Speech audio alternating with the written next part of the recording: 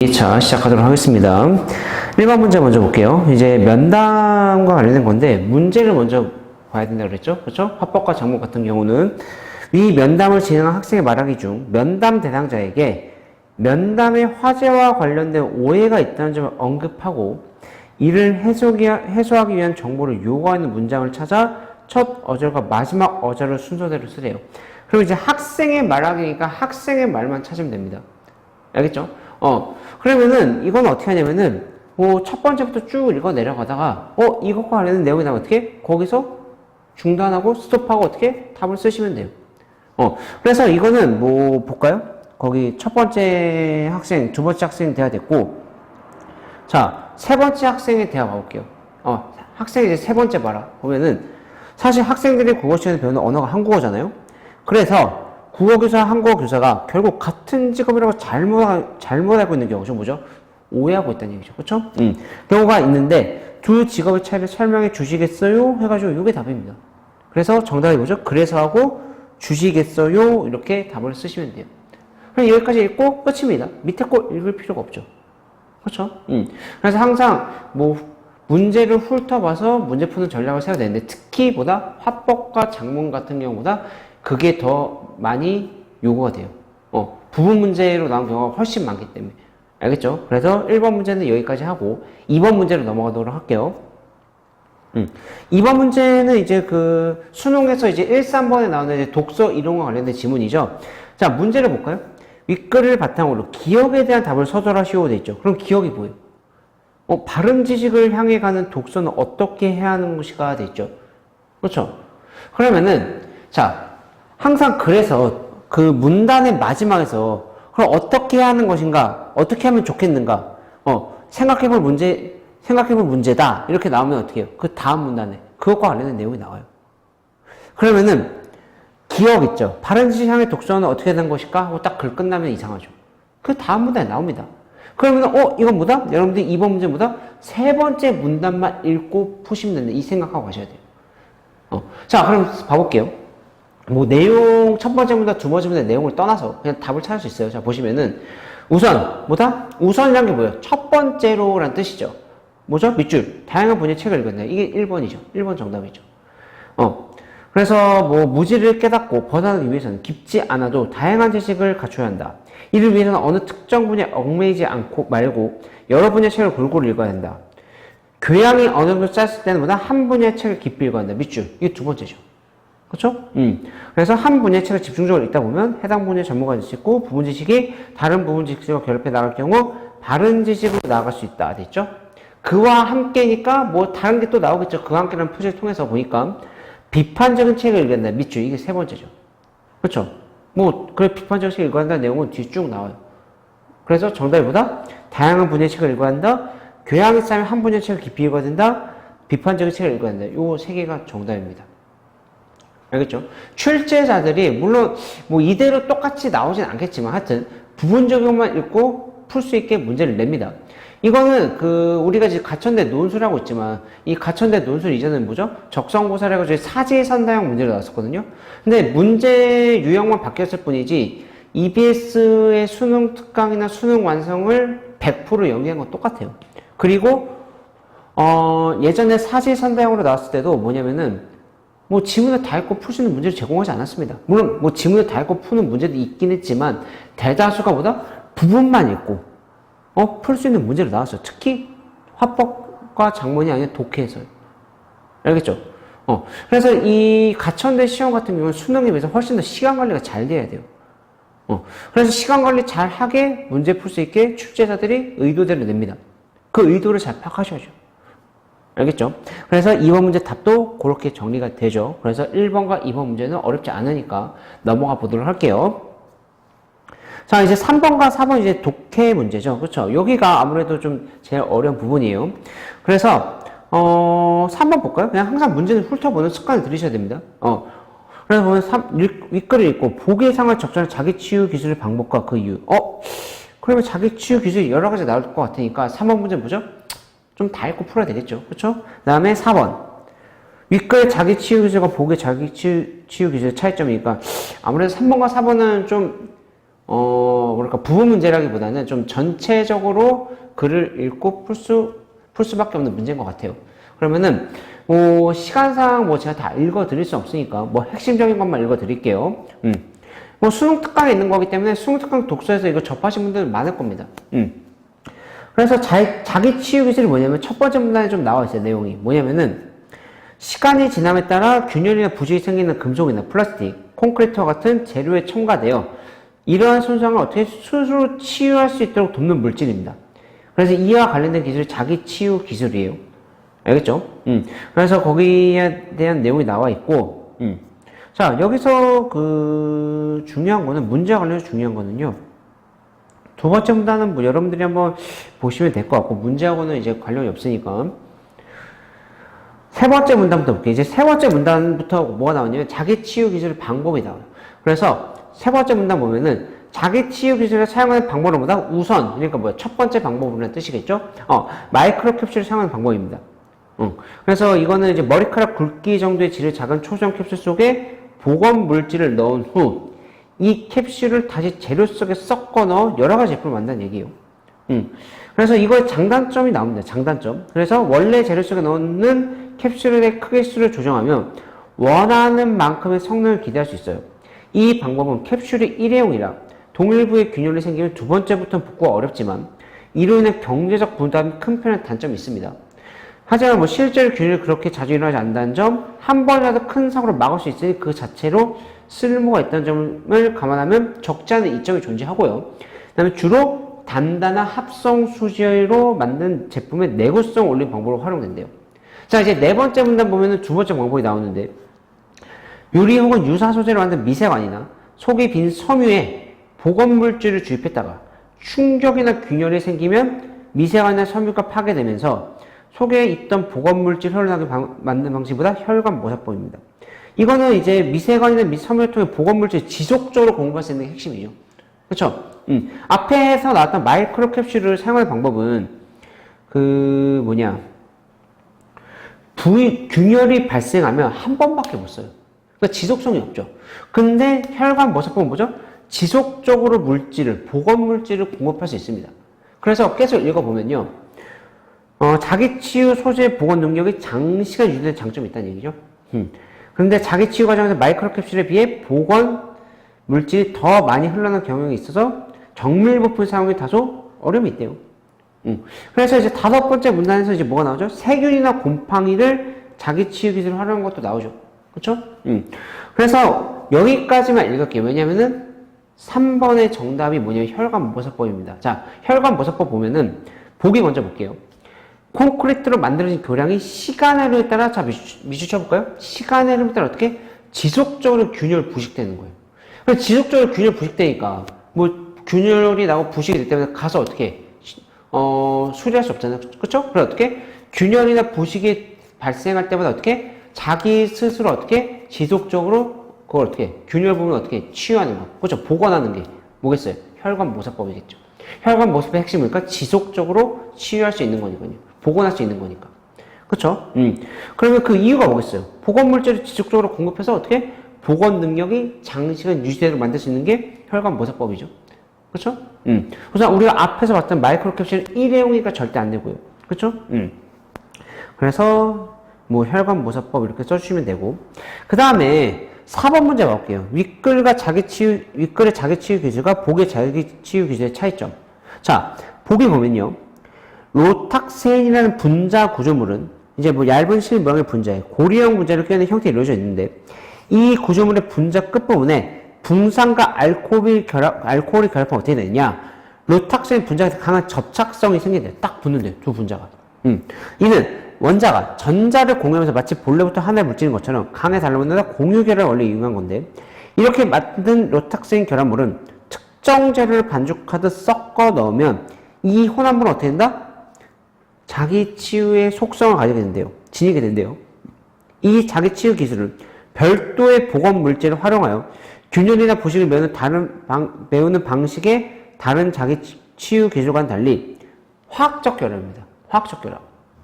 을 통해 재료 자체가 자기 치유가 가능한 속성을 지니도록 변화시키는 특징을 한대요. 그래서 우리가 앞 지문에 있던 자기치유 기술은 뭐냐면은 화학적 결합이 아니에요. 그럼 화학적 결합이라는 게 뭐냐면은 두 개의 물질 있죠. 화학적 결합이라는 거는 분해가 안 되는 거예요.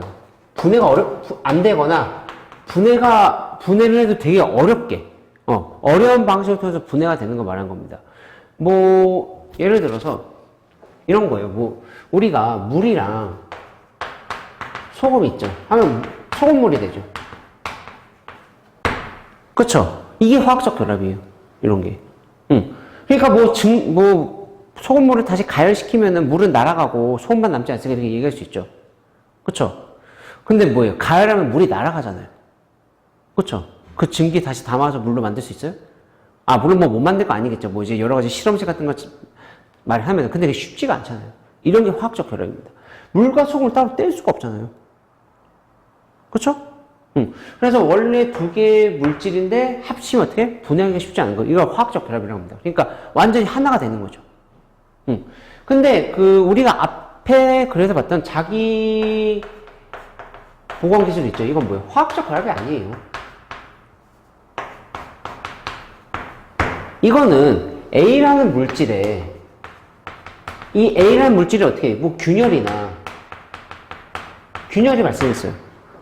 균열이나 아니면은 부식이 됐다 치면은 여기에 같이 그냥 섞여 있는 겁니다. 자기 상태를 유지하는 어떤 이제 보건 물질이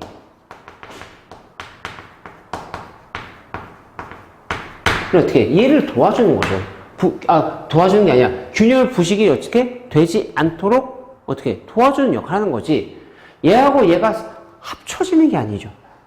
그렇죠? 완전히 이제 섞이는 게 아니잖아요. 그렇죠? 화학적으로 완전히 하나가 되는 게 아닌 겁니다. 그러니까 같은 콘크리트를 예를 들면 콘크리트 안에 이 보건 물질이 들어가 있지만 이 보건 물질이 어떻게 해요? 콘크리트가 어떻게 콘크리트 녹아 들어가지고 하나의 콘크리트의 성분으로 되는 게 아니죠. 그렇죠? 그래서 얘는 화학적 결합이 아니에요. 얘는.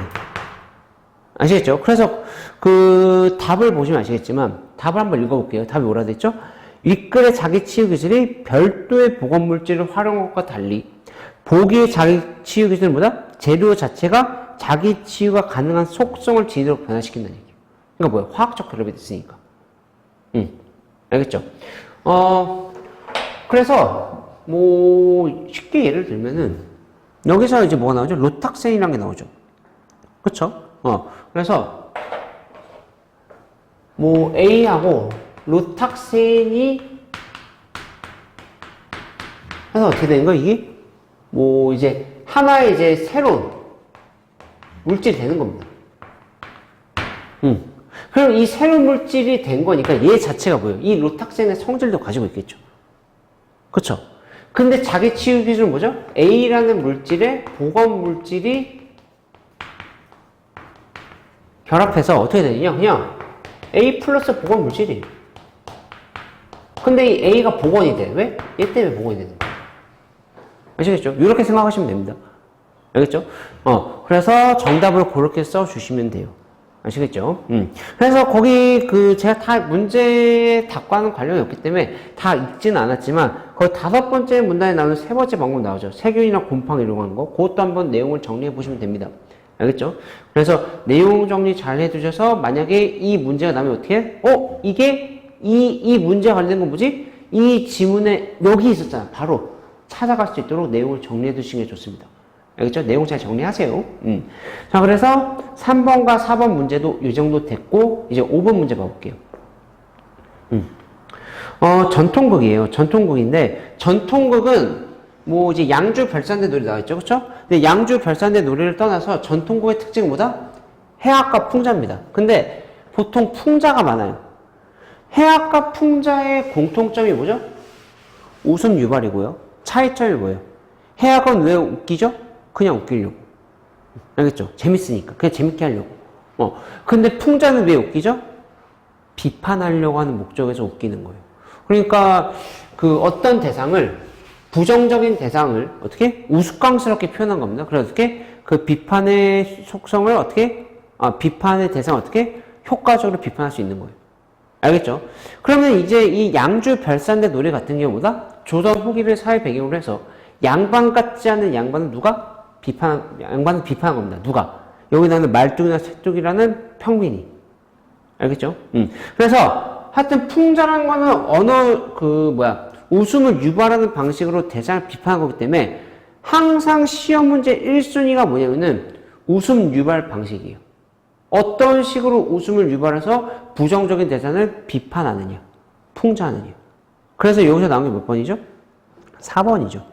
4번이래요. 5번과 6번이죠. 그렇죠? 둘 다 이제 어떤 방식을 활용해서 어떤 방식으로 웃음을 유발하느냐 이 얘기입니다. 자, 그래서 5번 문제 보면요.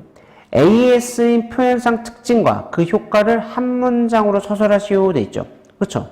자, 그럼 A를 한번 봐볼게요. A 보면은 이제 말뚝이가 이제 뭐라 하냐면은 자, 서산 낙이 솔지라요. 호랑이 가죽으로 만든 안장을 높게 놓아 쌓 가지고 자, 안난산 박난산 벽계동으로 자, 7패 8패 돌모는 동작강을 건너 남대문 썩 들어서니 돼 있죠. 남대문 이제 그 당시에 이제 한양의 수도였던 그 남대문, 지금에 있는 남대문 말하는 거죠. 썩 들어서니 잘 보세요. 일간장, 이먹골, 삼청동, 사직골, 오궁터, 육조합, 칠관합, 팔각제, 구리개, 십자가 이거 다 뭐예요? 앞에 1, 2, 3, 4, 5, 6, 7, 8, 90 있죠. 그쵸? 그거가 연상되게 어떻게? 그것과 관련된 단어들을 지명을 쭉 나열한 거예요. 그러니까 남대문 안에 들어가니까 일간장부터 해가지고 어떻게? 십자가 그라는 데까지 다 돌아봤다는 얘기입니다. 근데 어떻게? 1, 2, 3, 4, 5, 6, 7, 8, 90이 연상되는 그 지명들을 다 따온 거예요. 알겠죠? 예를 들어서, 나라 이름을 숫자로 연습시킨 거라면, 일본, 이스라엘, 3자가 들어가는 나라가 있나? 하여튼 모르겠는데, 3은 모르겠고, 사우디아라비아, 5는 하여튼 5가 들어가는 나라가 뭐였죠? 있는데, 하여튼 모르겠어요. 하여튼 이런 식으로 하는 겁니다. 알겠죠? 자, 근데 다음 거 보면은, 이제 뭐라 하나? 십자가 때문에 뭐죠? 아이머리 다방골로 얼음머리 감토전골. 이거 딱 봐도 언어이죠. 솔직히, 어휘풀이가 안 돼서 저도 뭔지 몰라요. 다방골은 저도 뭔지 모릅니다. 선생님 왜 몰라요? 이러면 안 됩니다. 어휘풀이가 안 돼 있는 거는 두 가지 경우예요. 문제집이든 시험 기출문제든 간에. 딱 봐도 특히 고전문항에서 누가 봐도 모를 그런 옛날 말들이 나오잖아요. 그쵸? 옛날 말이 나오는데, 어휘풀이가 안 돼 있어. 그럼 왜 어휘풀이가 안 돼 있죠? 두 가지 경우입니다. 첫 번째는 몰라도 된다고, 두 번째는 고3이면 아는 어이다 라고 해서 어휘풀이를 안 해주는 거예요. 그럼 여러분이 다방골 있죠? 다방골이 뭔지 알아요? 모르죠. 옛날 말인데. 그쵸? 근데 다만 이건 알아야 돼요. 보면은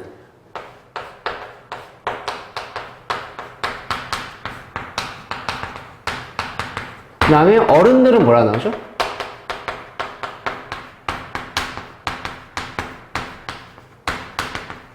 이렇게 나오죠. 그렇죠? 아이하고 어른들의 단어는 여러분들 당연히 아실 테고 이걸 아셔야죠. 이 골이 뭐예요? 고을의 줄임말이잖아요. 그러니까 고을이 뭐예요? 마을. 그렇죠? 그러니까 다방골, 감투전골이 정확히 뭐죠? 감투는 이제 옛날에 벼슬하는 사람들이 딱 머리에 쓰는 거 말하는 거긴 한데, 그렇죠? 근데 아이들은 다방골에 있고 어른들은 감투전골이라는 데 있다는 얘기죠. 고을을 따온 거죠. 말장난이죠. 이런 거 아셔야죠. 그렇죠?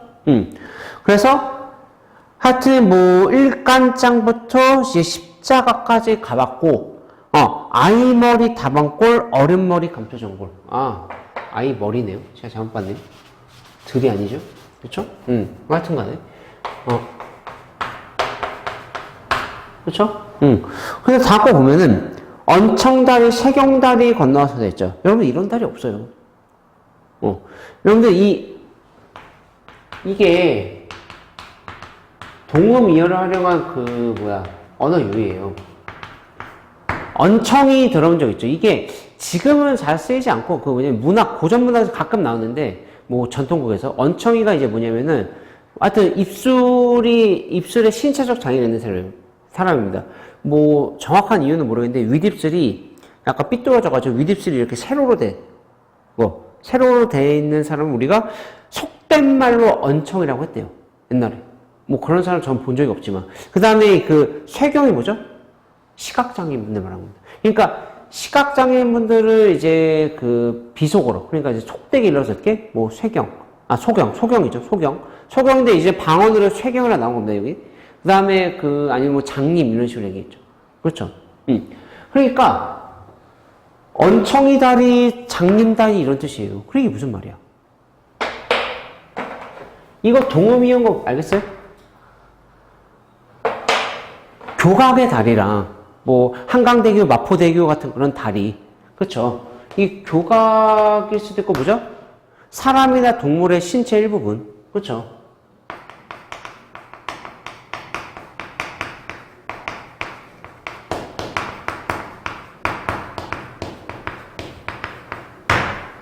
이 두 가지로 해석이 되잖아요. 단어랑 이 두 가지가 있잖아요. 동음이어잖아요. 그렇죠? 그럼 언청이하고 소경은 왜 사람이죠? 이게 맞겠죠. 2번이. 그쵸? 근데, 여기에서는 누구예요? 새님이래요. 말뚝이가 지금 뭐 하는 거예요? 남대문 안에 들어가서, 뭐, 일간장부터 해가지고 어떻게 십자가까지 가보고, 그 다음에 아이머리 다방골과 어른머리 감투전골을 해서 어떻게? 언청다리, 세경다리 건너왔다 돼 있죠. 그러면은 말뚝이는 1번으로 해석한 거예요. 교각 이름이 있는데 그 교각 이름이 뭐야? 언청다리, 세경다리래. 근데 그런 다리가 진짜 있겠어요? 아니죠. 1번과 2번은 동음 이어를 활용한 언어 유입니다. 알겠죠? 이해가요? 그래서 거기서 정답이 뭐죠? 언어 유의적 진술을 통해 장면의 해학성을 높이고 있다 해가지고 해설도 요거 갖고 나와있죠? 요거랑 아이머리, 어른머리 요거랑 근데 또 뭐죠? 요거. 알겠죠? 그래서 뭐 하여튼 언어 유의란 내용을 써가지고 그렇죠? 장면의 뭐 해학성을 높인다 됐죠? 그렇죠? 아니면 해학성을 높인다? 뭐 언어의 희화화, 이제 내용을 희화하고 있다 이런 내용을 쓰시면 됩니다. 아시겠죠? 그래서 5번 답은 그렇게 보시면 되고 자 6번 볼게요. 6번 되게 중요한 거예요. 쉽지만 윗글은 부패한 양반층을 풍자함으로써 서민들의 비판 정신과 서민들의 삶의 애환을 잘 보여준다 돼 있죠? 윗글은 반어적 서술이죠. 별표죠. 반어적 서술을 통해서 양반에 대한 풍자를 들고 있는 문장을 찾아쓰래요. 그러니까 반어란 건 뭐예요? 말하고자 하는 거랑 완전히 반대를 얘기하는 거죠. 그렇죠? 그게 어디냐면은 잠시만요. 5쪽에 있죠. 5쪽에. 그렇죠? 그래서 5쪽 보시면은 뭐 이제 5쪽에서 이제 쇠뚜기의 두 번째 대사 있죠. 두 번째 봐라. 자, 거기 보시면은 하여튼 말뚝이가 이제 쇠뚜기에 부탁을 하죠. 그렇죠? 뭐 우리 새님, 우리 양반 선배님, 모실 데가 필요한데 마땅한 데가 없어. 거쳐가. 너가 좀 알아봐 줄 수 있어? 이렇게 얘기한 거예요. 그러니까 쇠뚜기가 뭐라 그래요? 옳지. 구경을 하다가 의막을 정하지 못했구나. 그래. 내가 의막 하나 정해주면 하면서 어떻게? 예, 말뚝아. 양반들이 임시로 거쳐 의막을 지었다. 보아하니 거기 담배도 먹을 듯하여 방 하나 가져 쓸 수 없어. 안팎사랑이 있는 집을 지었다. 안팎사랑이 있는 집을 지었다. 바깥사랑에는 동그랗게 말뚝을 돼지우리같이 받고 안은 동그랗게 담을 쌓고 문은 하늘로 냈다. 지금 무슨 말이에요? 이거 마곡간 같은 데를 했다는 얘기예요. 양반님들이 지낼 곳을. 이게 좋은 곳이에요? 아니죠. 그러니까 근데 말뚝이가 다음에 뭐라 그래요? 그럼 고래당 같은 기와집이로구나. 요거. 그쵸? 그러니까 돼지우리처럼 이제 대하는 거예요. 이제 새님들. 이제 돼지처럼 이제 보니까 어떻게? 돼지우리로 딱 한 겁니다. 마곡간이 아니라 돼지우리. 알겠죠? 그래서 어떻게? 다음에 뭐라 그래요? 그 방에 들어가서 물구나무를 서겠구나. 해가지고 어떻게? 양반들을 어떻게 딱 이렇게 물구나무 이렇게 딱 세워서 이렇게 돼지 몰듯이 이렇게 들어가게 해야 되겠다 이 얘기예요. 양반들 어떻게? 그쵸? 비판하는 거죠. 까는 거죠. 그쵸? 그래서 정답이 보다 고래상 같은 기와집이로구나 이렇게 쓰시면 됩니다. 아시겠죠? 자, 그래서 5번과 6번 이 정도 됐고 이제 다음 문제 넘어가 보도록 할게요. 자, 7번이죠. 이제 결빙의 아버지인데 자, 7번 문제 보면요. 윗글은 아버지에 대한 그리움과 사랑을 어머니에게 고백하듯이 이야기한 방식으로 노래한 작품이다. 윗글에서 화자 1과 화자 2를 비유한 식구를 찾아 쓰래요. 그러면은 뭐 작품은 해석은 어렵지 않습니다. 어렵지 않기 때문에 뭐 제가 다 읽어드릴 수는 없고 세 번째 한 봐볼게요. 세 번째요.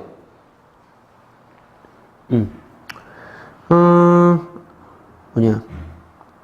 첫 번째는 이제 어머니에게 이제 내가 어렸을 적, 그쵸? 어디, 목조, 적상, 가옥, 2층 다나잇방에서, 그쵸? 뭐, 힘들고 이제 죽게 살았을 때, 아버지 품에 이제 안겨서, 그쵸? 잤던 그 추억을 떠올리는 거고. 이제 두 번째는 뭐, 이제 현재. 그쵸? 이제 내가 부모님이 된 거죠. 그쵸? 그래서, 뭐 이제 곁에 있는 아이들 이불기를 막 덮어주면서 어떻게 과거에 내가 어떻게 아버지 품에 잠들었던 것을 떠올리는 거예요. 그래서 다시 아버지 곁에 눕고 싶다 얘기하는 건데. 자, 그런데 어머님, 자 다음 거 뭐냐? 세 번째 하나 볼게요. 오늘은 영하의 한강교를 지나면서 문득 나를 품에 안고 추위를 막아주던 17살 적 그 겨울밤의 아버지가 이승의 물로 화신에 있음을 보았습니다. 돼 있죠. 품 안에 부드럽고 여린 물살은 무사히 흘러 바다로 가라고 돼 있죠. 그쵸? 그럼 여린 물살이 뭐죠? 우선 2번 답이죠. 그쵸? 그래서 보면은 잠시만요. 2번 답이 아니라 1번 답이죠. 그쵸? 화자가 그러니까 뭐예요? 하여튼 자식이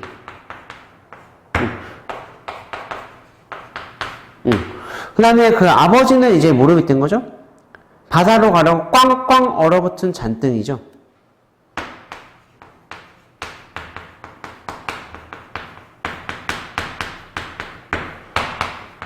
이렇게 해가지고 여린 물살이 1번 답, 얼어붙은 잔등이 2번 답이 되는데 그럼 왜 그러냐?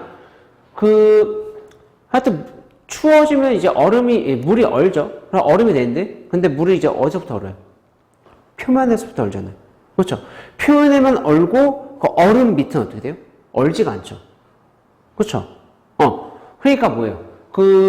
얼어붙은 잔등, 그러니까 표면에 얼어붙은 얼음이 뭐예요? 밑에 있는 물들 뭐 한다? 얼지 않게 추위나 바람을 막아준다는 얘기죠. 이 작품에서 이렇게 보는 거죠. 그러니까 뭐겠어요? 아버지가 어떻게, 자기 자식 어떻게 춥지 말라고 어떻게 따뜻하게 안아주고 보호해주는 것 같은 거겠죠? 그렇죠? 그래서 정답 오다 1번은 물살, 또는 식구라고 했으니까 여린 물살 이렇게 하셔도 되고, 그 다음에, 2번은 얼어붙은 잔등인데 얼음도 되죠? 얼어붙은 잔등으로 혹한을 막으면 하얗게 얼음으로 엎혀있던 아버지라니까 아버지가 얼음이 된 거예요. 그렇죠? 이게 얼음이랑 같은 말이죠. 여기서. 그렇죠? 그래서 이렇게 답을 쓰시면 됩니다. 그래서 1번과 2번은 답 그렇게 정리하시면 되겠습니다. 자, 8번 문제 보도록 할게요. 자, 8번 문제는 전제와 결론해가지고 논증과 관련된 거예요. 근데, 지문이 그렇게 크게 어렵진 않고요. 다만, 이 지문은 여러분들이 한번 읽어보세요. 내용이 뭐냐면은,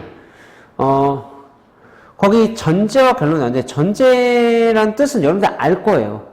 근데 알 건데 막상 그럼 전제가 정확히 뭔데? 라고 제가 물어보면 여러분들이 표현을 못 할 겁니다. 그러니까 전제에 대한 뜻이 여기 있어요. 그래서 핵심적인 것만 좀 봐드리면요. 첫 번째 문단 보시면은 어디야? 첫 번째 문단의 세 번째 줄 볼까요? 주장은 다른 말로 보이시죠? 주장은 다른 말로 했죠? 결론. 이유는 다른 말로 전제, 논거, 근거라 부르는데 자, 전제는 보면은 결론을 지지한다 또는 뒷받침한다 또는 정당화한다라고 말한다 돼 있죠. 그렇죠? 그래서 전제와 결론으로 구성되어 있는 논증은 제시된 전제를 통해서 도출된 결론이 보다 참이라고 또는 받아들일 만한 것이라고 합리적으로 설득하는 것입니다. 알겠죠? 이렇게. 그래서 예를 한번 들어볼까요? 전제와 관련해 가지고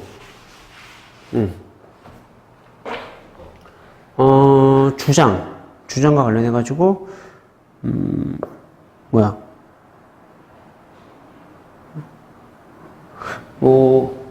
예를 들어서, 요즘에 이제 고령화 사회 돼가지고, 그쵸? 이제 노인들에 대한 복지 정책이 되게 중요시하다고 하죠. 그쵸? 그러보다, 노인들에 대한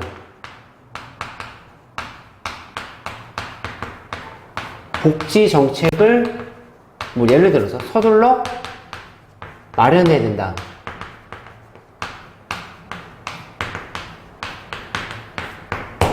이런 이제 그 주장이 있다 칠게요. 이게 주장이죠. 뭐 결론이라고 할 수 있고. 그러면은 여기 안에 깔려있는, 그쵸, 드러나지 않는 전제들이 많아요. 뭐겠어요? 뭐 서둘러 말하는 건 뭐예요? 우선 노인들에 대한 복지 정책보다 시급하다 안 시급하다? 시급하다는 얘기예요. 그럼 왜 시급하죠? 당장 사회 문제를 야기할 정도보다 심각하니까. 그쵸? 그리고 노인들에 대한 복지는 뭐다? 나라의 그 건강한 나라의 발전에 뭐다? 도움이 된다 안 된다? 된다. 그러니까 복지 정책 시행하겠죠. 그쵸? 등등등 여러 가지 전제가 깔려 있는 겁니다.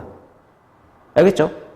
그래서 이런 게 전제인데, 이 전제가 이제 두 번째 문단, 뭐 세 번째 문단, 네 번째 문단 보면은, 뭐 전제가 전제나 결론이 생략되거나, 전제만 생략되거나, 아니 전제를 찾는 방법이 있다, 이런 식이 나와요.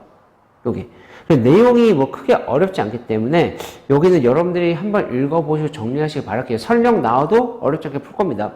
그래서, 8번 문제 가볼게요. 8번 문제. 윗글을 읽고 보기에 예시해서 숨은 전제를 서술하시오 돼 있죠. 이게 근데 은근히 어려운 문제예요, 이게. 그러니까 뭐냐면은 여기서 이제 숨은 전제가 뭔지 여러분들이 직접 파악을 해야 되거든요.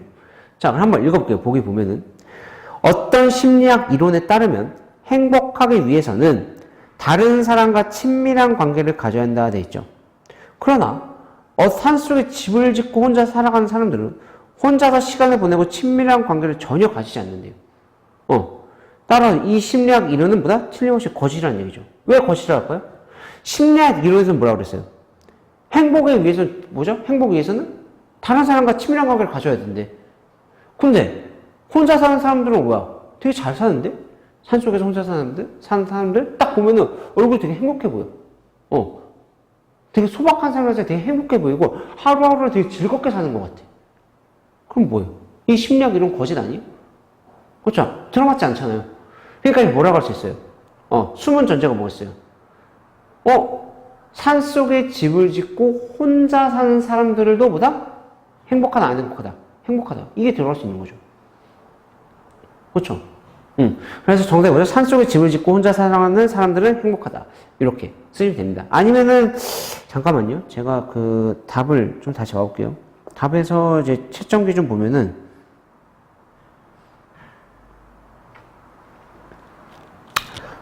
정답이 다른 답은 추가로 계산 경우 오답이네요. 뭐 어쩔 수 없네요, 하여튼, 이 지문, 왜냐면, 혼자 살아가는 사람들 행복하다. 이렇게 써도 정답이 될 수 있지 않을까 싶어서 뭐 답을 봤는데, 안 된다고 돼 있고, 그리고 보니까 보기에서 하여튼, 산속에 집을, 그냥 혼자 살아가는 사람들이 아니죠. 뭐예요? 산속에 집을 짓고, 라는 그, 구체적인 상황이 제시가 돼 있으니까, 아마도 그, 혼자 살아가는 사람들, 이렇게만 쓰기에는 조금 힘들 것 같아요. 그래서 산속에 집을 짓고 혼자 살아가는 사람들 이렇게 쓰셔야 됩니다. 알겠죠? 그래서 하여튼 산속에 집을 짓고 혼자 살아가는 사람들은 행복하다. 이런 내용으로 써주시면 됩니다. 아시겠죠? 그래서 8번 문제 이렇게 됐고, 자, 이제 9번 문제, 문법 볼게요.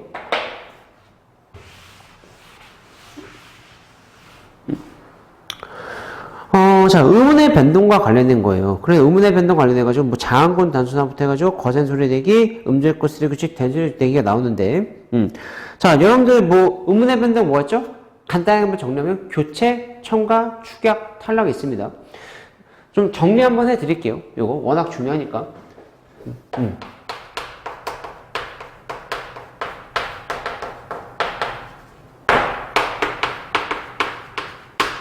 자, 교체가 제일 중요해요. 교체가.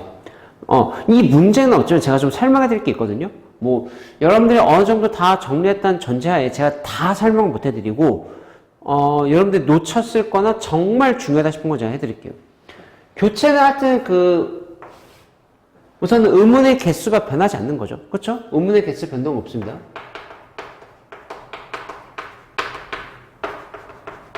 잠깐만요.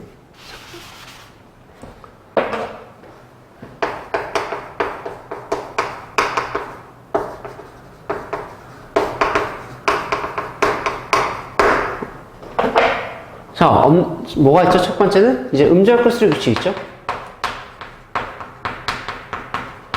근데 이거를 이제 모의고사나 수능에서는 음절 끝수의 규칙이라는 말로 잘 안 나와요. 물론 나오긴 하는데 어떤 말로 나오냐면은 평파열음 하라고 나옵니다.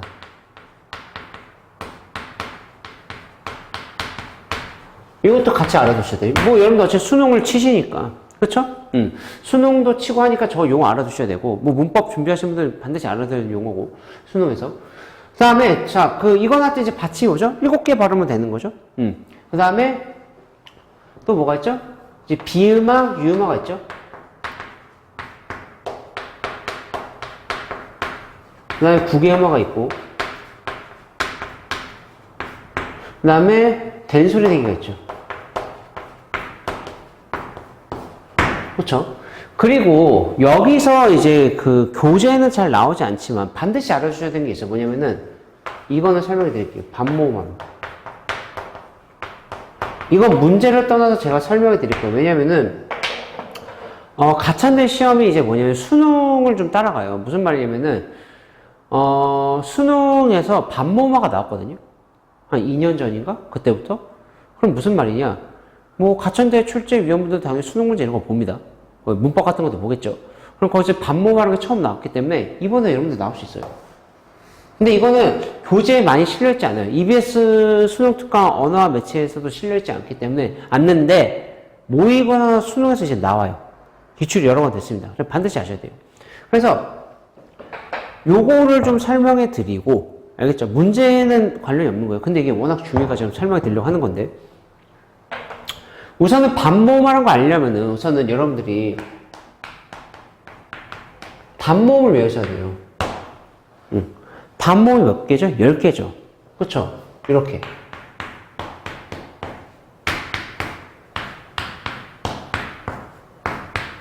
이렇게 10개고. 그쵸? 그 다음에 이중모음이 오죠? 이중모음을 하기 전에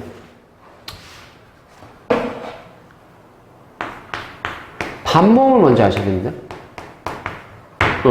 뭐 반모음에 대한 개념은 뭐 그냥 설명만 해드릴게요. 이해만 하시면 돼요. 뭐냐면은 반이 이제 말 그대로 절반 반자예요. 그러니까 뭐예요? 모음의 성질을 반만 가지고 있다는 얘기입니다. 그래서 반모음이란 거는 이제 크게 두 가지가 있어요. 뭐냐면은 반모음 2하고 반모음 5 계열이 있어요. 그래서 이거를 뭐 음성 기호로 반모음 2는 뭐 Y, Y가 아니라 이렇게 표기하는 경우도 있습니다. 반모음 약간 J 모양 이런 식으로. 그 다음에 반모음 5는 뭐죠? 반모음 뭐 이제 W 이렇게 표시를 해요. 그 다음에 이중모음이라는 걸 아셔야 돼요. 자, 이중모음이 뭐냐면은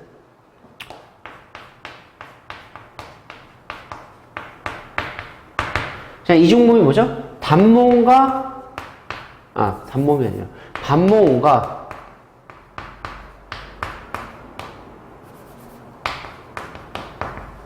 단모음이 결합한 거예요.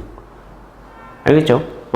그래서 이게 뭐 반모음 2가 결합했냐, 반모음 5가 결합했느냐, 뭐 두 가지가 있어요. 그래서 뭐 이렇게 야, 여, 요, 유, 예, 예, 의 이런 식으로.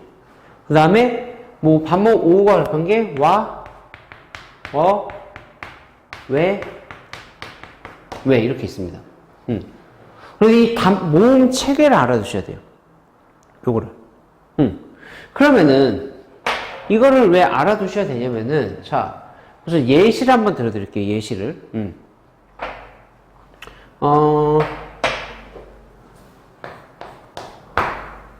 만약에 뭐냐?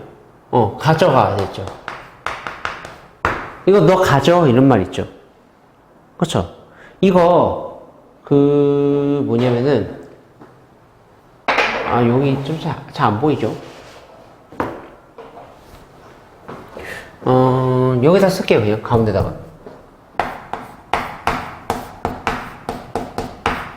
가져 있죠. 이게 형태에서 분석하면 어떻게 돼요? 가지다니까 이거잖아요. 그럼 이게 여러분들 이거 의문의 변동에서 교체청과 축약 탈락신이 뭐예요? 축약으로 보죠. 왜?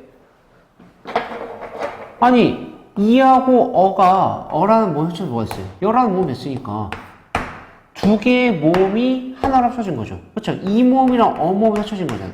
그럼 어떻게 됐니? 여 모음이 된 거니까 축약 아니에요? 이러면 큰일 납니다. 알겠죠? 지금 여러분들이 이제 배우고 있는 교육 과정에서 모음과 반모음 있죠. 단모음과 반모음 있죠. 하나의 의문이에요. 하나의 의문입니다. 그럼 무슨 말이냐? 이중모음 이렇게 돼 있죠. 야, 여, 요, 유, 예, 예 이런 거 있죠. 이거 의문 몇 개예요? 두 개예요. 왜? 단모음과 단모음이 결합된 거니까 하나의 의문과 하나의 의문이 만났을 때 어떻게 해? 이거는 두 개의 의문으로 구성된 모음입니다. 이해가요? 그럼 무슨 말이냐면은 요거 있죠. 이가 단모음이죠. 그러니까 단모음 외우셔야 돼요. 단모음 무조건 외우셔야 되는데 저거 어도 단모음이죠. 얘는 뭐예요? 단모음이요? 이중모음이죠. 여기 이중모음. 근데 얘는 뭐냐? 단모음 2에 단모음 어가 결합된 거죠. 그렇죠? 그럼 뭐예요? 뭐 얘하고 얘는 같으니까 고려 대상이 아니에요. 그렇죠? 근데 단모음 2가 어떻게 됐어요? 반모음 2가 됐죠.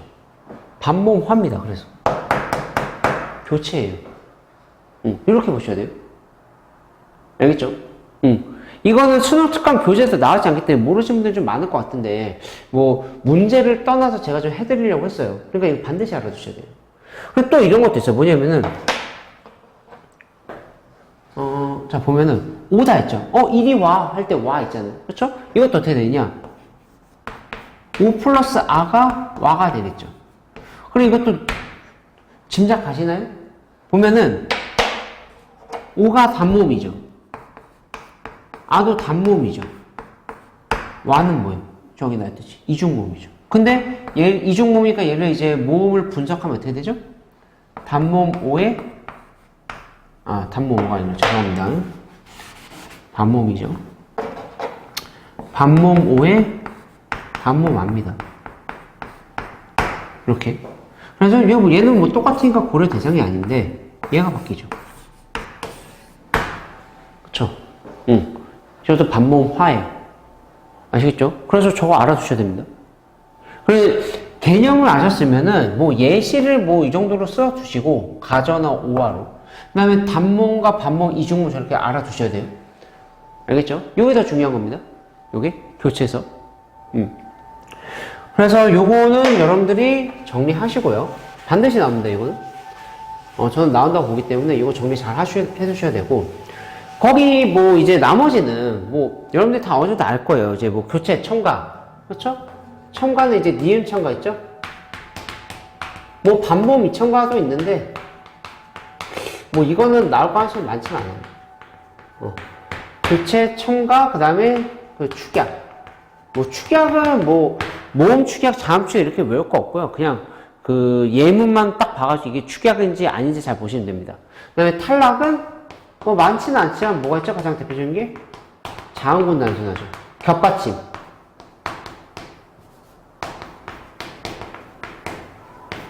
그렇죠? 그 다음에 이것도 이제 그 모음 탈락, 뭐 자음 탈락 있습니다.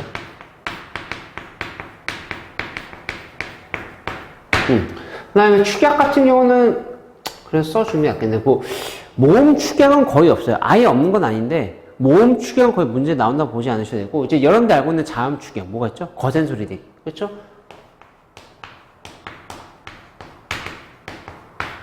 이 정도로 정리해 주시면 됩니다. 그럼 요거를 어느 정도 깔고 있는 상태에서 뭐 9번 문제 봐볼까요? 9번 문제 봐보면은 꽃 한 송이 돼 있죠.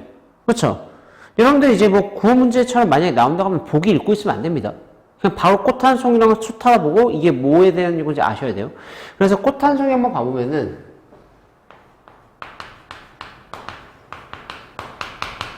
항상 의문의 변동은 첫 번째가 보다 받침 규칙을 적용하시면 돼요. 받침 규칙은 우선입니다. 받침 규칙이 두 가지가 있죠. 뭐가 있죠? 음절것소리 규칙과 자음군 단수가 있죠? 그렇죠? 그럼 치읓 받침 있죠? 이거 어떻게 돼? 디귿을 바꿔줘야죠. 그래서 어떻게? 아이고. 꽃 한 송이 우선 이렇게 돼가지고 그럼 뭐죠? 음절것소리 나오죠 여기? 그 다음에 여기서 어떻게 되죠? 디귿과 시읒이 만나서 어떻게 되죠? 축약이 되죠. 꽃 한 송이 이렇게 되는 겁니다. 그래서 이건 뭐죠? 이제 거센소리 얘기. 그쵸?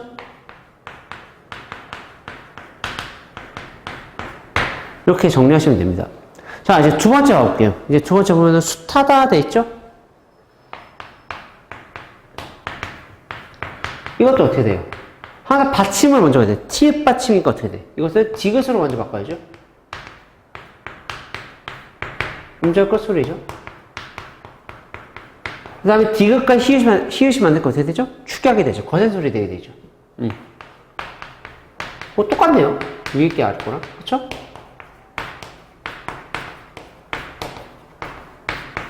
이렇게? 그쵸? 그래서 발음은 우선 그 발음을 쓰라고 돼 있으니까 1번과 2번의 답이 뭐죠? 꽃 한 송이 이렇게 그 다음에 숱하다 이렇게 1번과 2번 답으로 하시면 되고 그 다음에 3번 보면은 이제 그 공통적으로 음운 변동을 3에 쓰라 돼 있으니까 뭐예요? 음절의 끝소리 규칙과 거센소리 되게 쓰시면 됩니다. 이렇게 알겠죠? 그래서 정답을 그렇게 하시면 됩니다. 자, 그래서 9번까지 해서 뭐 이번 그 가천대 노즐 대비 이제 2회 그 추가 노즐 모의고사 이제 마무리하도록 하겠습니다. 자, 수업 듣느라 고생 많이 하셨고요. 자, 정리 잘 하시길 바랄게요. 자, 수고하셨습니다.